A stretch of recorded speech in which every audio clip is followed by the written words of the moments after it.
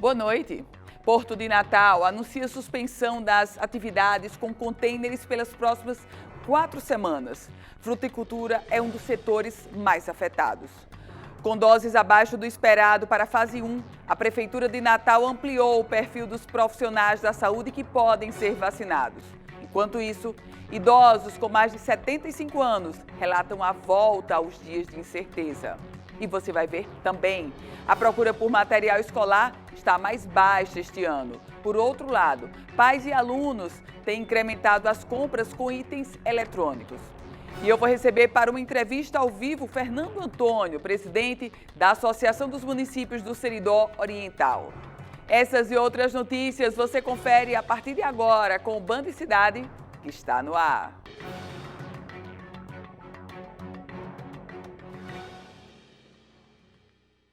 A Companhia Docas do Rio Grande do Norte informou, na manhã de hoje, que o Porto de Natal não realizará o embarque de contêineres nas próximas 4 semanas.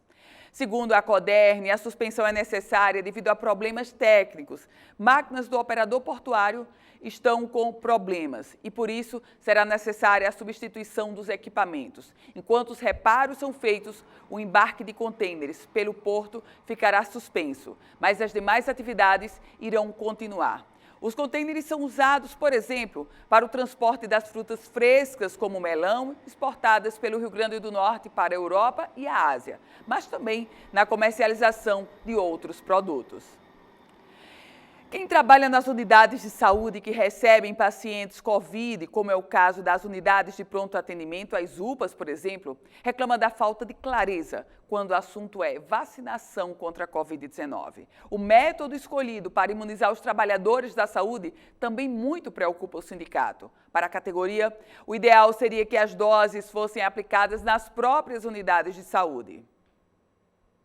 Que não tem vacina para todos da primeira fase, a maior parte da população já sabe e já entendeu. O Sindicato dos Trabalhadores em Saúde reclama agora da falta de clareza quando o assunto é vacinação contra a Covid-19 nesse primeiro momento. Antes da chegada da vacina, no plano preliminar de vacinação do município, todos os trabalhadores da saúde estavam contemplados na primeira fase. Com o número reduzido de doses enviadas pelo Ministério da Saúde, a Prefeitura precisou reduzir o alcance, criando uma espécie de priorização dentro do que já era prioridade. Com isso, no dia 19 deste mês, em ofício enviado aos diretores de hospitais públicos e privados, o secretário de Saúde de Natal destacou que apenas os médicos, enfermeiros, técnicos em enfermagem, técnicos de radiologia, fisioterapeutas e cirurgiões bucomaxilofaciais que atuam na linha de frente do enfrentamento à pandemia seriam vacinados. O comunicado pegou o Sindicato dos Trabalhadores em Saúde de surpresa. Em reunião na segunda-feira com o Conselho Municipal de Saúde, o sindicato conseguiu reverter o entendimento da secretaria. E agora, todos os que trabalham nas UPAs, por exemplo, podem ser vacinados. Mas o medo e a incerteza, segundo o coordenador do Sindsaúde, vem paralisando esses profissionais de buscarem a vacinação. É natural que talvez as pessoas não estejam procurando, né, nesse momento, por conta desse sentimento. Mas para nós, Sindsaúde, todos devem procurar, sim. Todos os trabalhadores da saúde desses locais 24 horas. Além disso, o sindicato também questiona a forma da aplicação da vacina que está acontecendo em 4 drive-thrus espalhados pela cidade de Natal. O ideal para nós é que a prefeitura organizasse suas equipes e vacinassem nos locais de trabalho. A vacinação para nós teria que acontecer nos locais de trabalho, durante o plantão, né, seja no diurno, seja no noturno. E isso seria muito importante. Com o baixo número de doses disponibilizadas pelo Ministério da Saúde para o Rio Grande do Norte nesse primeiro lote, outro grupo também acabou bem frustrado. Os idosos com mais de 75 anos foram retirados da primeira fase da vacina e agora voltaram a viver uma incerteza. Já são quase 10 meses em que a ordem principal na vida deles é não sair de casa. Isolada desde março, Dona Deia, de 77 anos, depositou na vacina a esperança de retomar o convívio social. Isso foi muito chato, porque eu vou dizer uma coisa, se eu tiver qualquer coisa antes de me vacinar, vai para a justiça, eu voto. A filha até programou como seria feita a ida da mãe até o drive-thru para tomar a primeira dose da imunização. A gente ia acordar às 5 horas da manhã, não era, mamãe? Era, para ir se vacinar, eu fui dormir, já tinha tirado a roupa, tinha deixado fora. Já estava com a roupa de ir. Mas, chegadas as tão esperadas vacinas, os idosos com mais de 75 anos acabaram sendo retirados da primeira fase da aplicação do imunizante. Além dos profissionais que atuam na linha de frente contra a Covid-19, serão imunizados apenas cerca de 500 idosos que vivem em instituições de longa permanência. Para quem ficou de fora, restou a incerteza e a frustração. Dona Ivani completou 85 anos nesta quinta-feira. A vacina seria o presente tão esperado. Então foi realmente muito frustrante, decepcionante até, porque me deixa insegura. Os casos das pessoas que furaram a fila para se vacinarem contra a Covid-19 continuam rendendo. O prefeito de Caicó, Dr. Judas Tadeu, do PSDB, exonerou hoje 2 servidores que, apesar de não estarem no grupo prioritário para receberem a vacina contra a doença, conseguiram ter acesso a doses do imunizante e postaram o ato de vacinação, inclusive, nas redes sociais. Os 2 ocupavam cargos comissionados na gestão municipal. Em Natal, a Ouvidoria Geral vai apurar as denúncias de servidores municipais que foram vacinados na campanha contra a Covid-19. O órgão municipal também informou os canais para novas denúncias. Os telefones 162 e 3233 4642, que funcionam de segunda a sexta-feira, das 8 horas da manhã até as 2 horas da tarde. Esses números estão à disposição para receberem denúncias. A postura adotada pelo prefeito da cidade de Caicó, o prefeito Judas Tadeu, foi uma postura correta. Tolerância zero. Nós não estamos falando de uma situação hipotética. Nós estamos falando de servidores, cargos comissionados que foram se vacinar furando a fila. Uma postura dessa exige tolerância zero, inclusive no contexto de que estamos tratando de vida. Esses servidores, aliás, ex-servidores, eles foram vacinados em detrimento de profissionais da saúde que estão, neste momento, tratando dos pacientes que contraíram a Covid-19 e estão sem acesso à vacina devido aos furões de fila, aos cidadãos inconsequentes e ilegais que atuaram escancaradamente, inclusive fazendo postagem nas redes sociais. Um ato que me parece foi para escancarar e brincar e desmoralizar a fiscalização que deveria estar sendo feita. Vamos conferir agora a previsão do tempo para amanhã em parte da região Nordeste. As informações que chegam são da Somar Meteorologia. Olá, muito boa noite também a todos que nos assistem. A sexta-feira vai ser mais um dia marcado por condição de chuva nas áreas mais ao norte do Nordeste. A gente não tem explicado aqui, mas eu vou falar para vocês hoje que essa chuva acontece justamente por causa de um sistema conhecido como VECAM. Esse sistema seca o interior do Nordeste, né, que é exatamente o que está acontecendo agora, neste momento, e mantém a chuva em sua borda. E é por isso que a gente vê toda essa faixa de nebulosidade acontecendo mais ao norte da região Nordeste. Em São Luís, por exemplo, nesta sexta-feira, a gente tem máxima de 29 graus, condição para pancadas de chuva, né? No sábado, máxima de 30, as temperaturas seguem bastante altas. Em Teresina, máxima de 29 graus nesta sexta, também condição para chuva, até o domingo, máxima de 31 graus. Em Natal, máxima de 30 graus nesta sexta-feira. Pancadas de chuva durante a tarde, mas que acontecem depois de um dia bastante quente. Não conseguem diminuir as temperaturas dessa chuva. Máxima de 30 graus até o domingo. E no Recife, o dia amanhece muito abafado nesta sexta-feira, com mínima de 25 graus, máxima de 28 graus durante a tarde. Entre o sábado e o domingo, máxima de 29 graus na região. O Band Cidade faz um rápido intervalo e a gente volta a se encontrar em um minuto. De volta com o Band Cidade. Enquanto a vacina não chega para todos, fique atento. Tem uma coisa que compete com o coronavírus quanto à velocidade de propagação: Sabe o que é? As falsas notícias sobre tratamentos para a doença. Esses remédios se popularizaram desde o aparecimento do coronavírus. Tem hidroxicloroquina? No momento, não. E ivermectina? Também não, está em falta. Se o cliente diz que é para tratar ou prevenir a Covid, o farmacêutico alerta. Olha, nenhuma dessas medicações ainda passou por testes conclusivos para ser comprovada como ou terapia de prevenção ou terapia de tratamento. Cientistas do mundo inteiro investiam em pesquisas em busca de um remédio que fosse capaz de eliminar o vírus.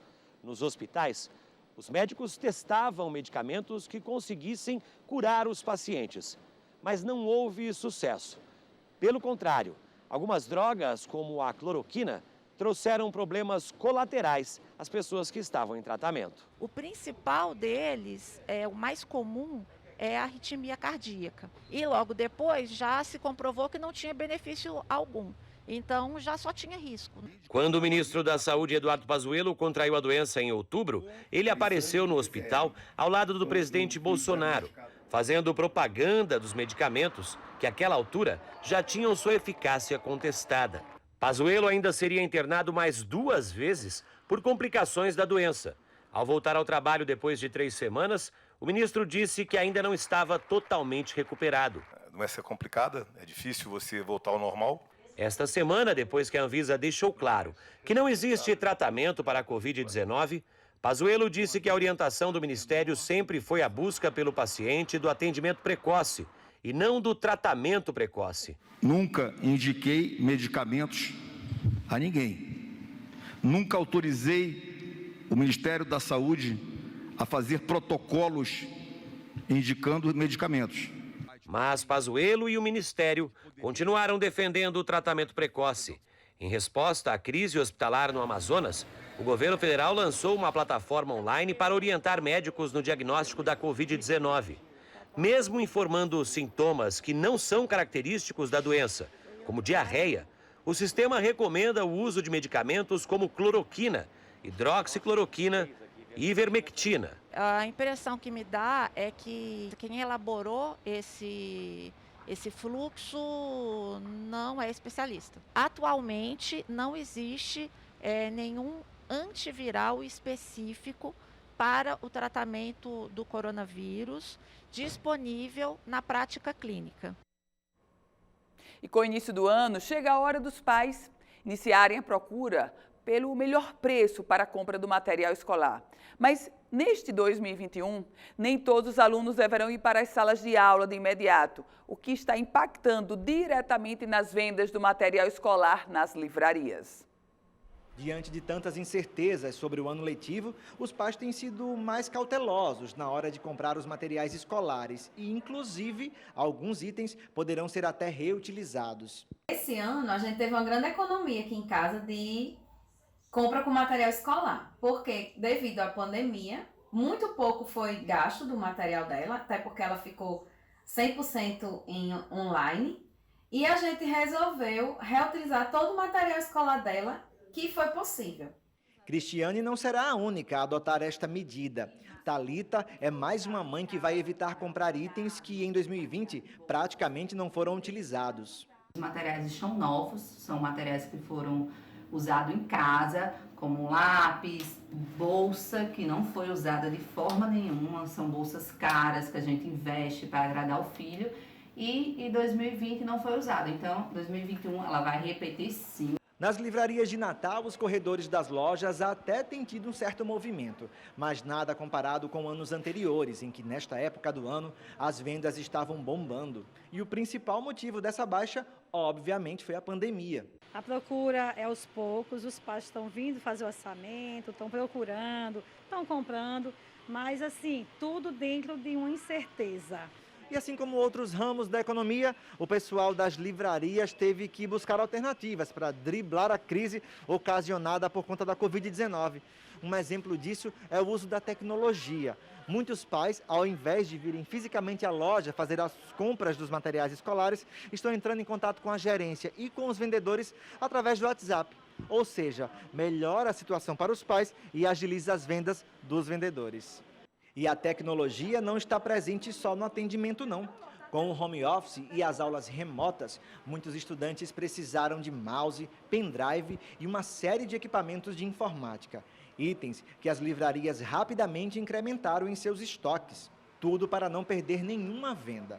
Agora é ver como as coisas andarão para, quem sabe, melhorar as vendas ao longo deste ano ainda. Acreditamos fortemente que o mercado vai continuar assim, aos poucos, mas vai ter um aquecimentozinho, sim, não como o ano passado, né? Isso aí é normal, até porque os pais não utilizaram muitas coisas do ano passado.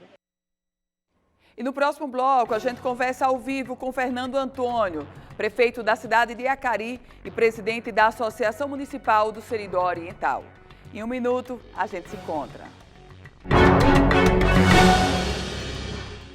E a partir de agora, hora de entrevista aqui no nosso Band Cidade. A gente conversa com Fernando Antônio, ele é prefeito da cidade de Acari e presidente da Associação dos Municípios do Seridó Oriental. Prefeito, muito boa noite, bem-vindo. Boa noite, Ana Ruth, boa noite a todos da Band TV. É uma satisfação participar mais uma vez sob a sua coordenação desse momento rico de informações, debates, comentários. Obrigado pela oportunidade. A gente que agradece o senhor ter aceito o convite. Prefeito, como presidente da Associação dos Municípios do Seridó Oriental, todos os municípios cancelaram as festividades de carnaval devido à pandemia da Covid-19. Do ponto de vista econômico, qual o impacto disso e quais as alternativas para tentar compensar, prefeito? O Rio Grande do Norte sabe, você em especial conhece, o quanto o Seridó sabe realizar bons eventos. O Seridó sabe receber, o Seridó realiza grandes festas, dentre as quais o Carnaval, com evidência maior para o Carnaval de Caicó, mas também com festas significativas em outros municípios. Não foi uma decisão fácil, porque além da vida cultural das nossas comunidades, o carnaval é um estímulo para a economia. E ao suspender essa atividade, nós interrompemos essa oportunidade de negócios para pousadas, para pequenas empresas, para bares, para restaurantes, enfim, para toda uma cadeia de lazer que se forma em torno da festa do período momesco. A forma de compensar será adiante, não tem como pensarmos agora, a curto prazo, numa alternativa. Precisamos confiar nesse caminho que já está sendo trilhado. A vacinação, a consciência das pessoas no uso dos protocolos de higiene, de distanciamento, de uso frequente das máscaras, e confiarmos que o segundo semestre será melhor que possamos lá realizar as festas populares que são tão nossas, que são tão importantes para a vida seridóense. Prefeito Fernando, nesse contexto, a Secretaria Estadual de Turismo do Rio Grande do Norte tem apostado no chamado turismo regional. O senhor acredita que para esse feriado de carnaval é possível, no caso do Seridó Oriental, enveredar por essa alternativa, prefeito? Acari, em especial, tem o privilégio de ser, além de uma cidade muito bonita, ter o Gargalheiras. Com a proximidade do inverno, com a nossa torcida pelas águas, nós contamos sempre com um fluxo de pessoas. E também aqui, nessa região, nós somos parte do Geoparque Seridó.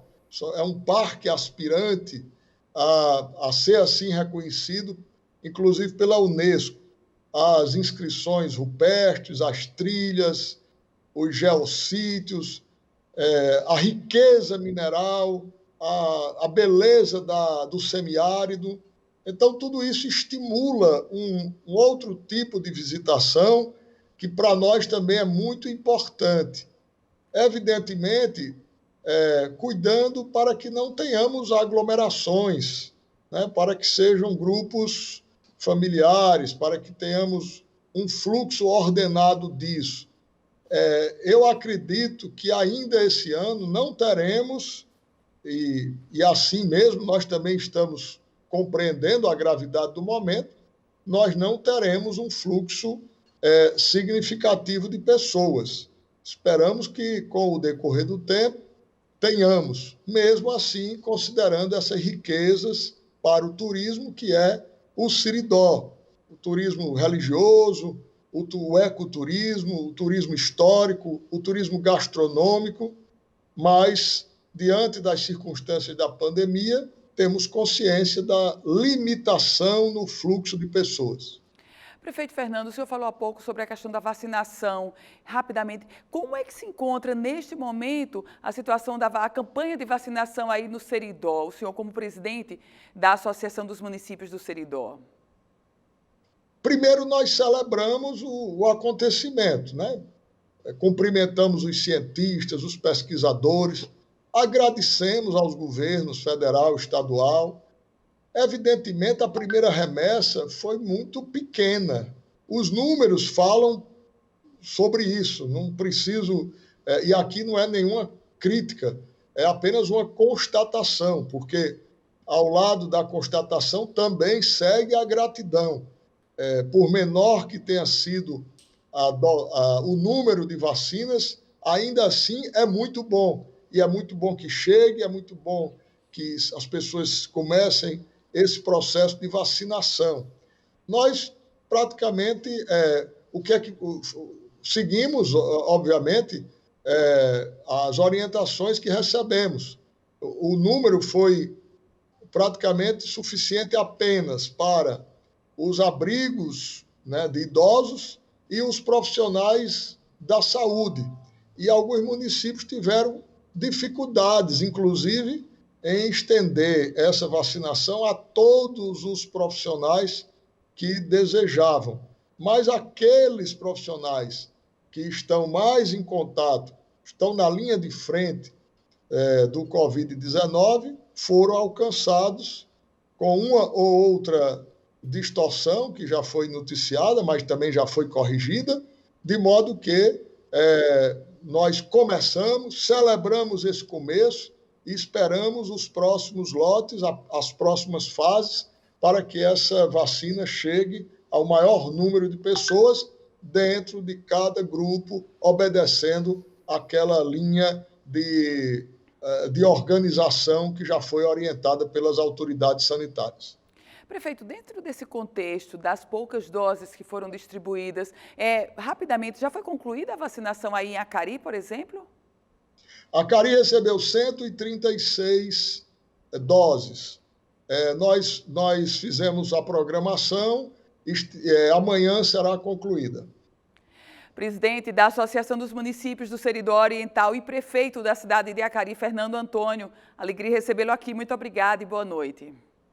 Eu agradeço imensamente. O Seridó está sempre de braços abertos, Acari em especial. Torcemos que tudo passe e que vocês possam vir logo, cada vez mais, conviver com a gente no semiárido melhor do mundo, que é o Seridó. Obrigada, prefeito. Boa noite. E o Band Cidade vai ficando por aqui. Você sabe que todas as informações da política você confere no politicaemfoco.com. Esse é um site especializado na política do Rio Grande do Norte e do Brasil. Você continua com a gente porque chega agora o Jornal da Band e nosso próximo encontro é amanhã às 18h50. Até lá, aproveita.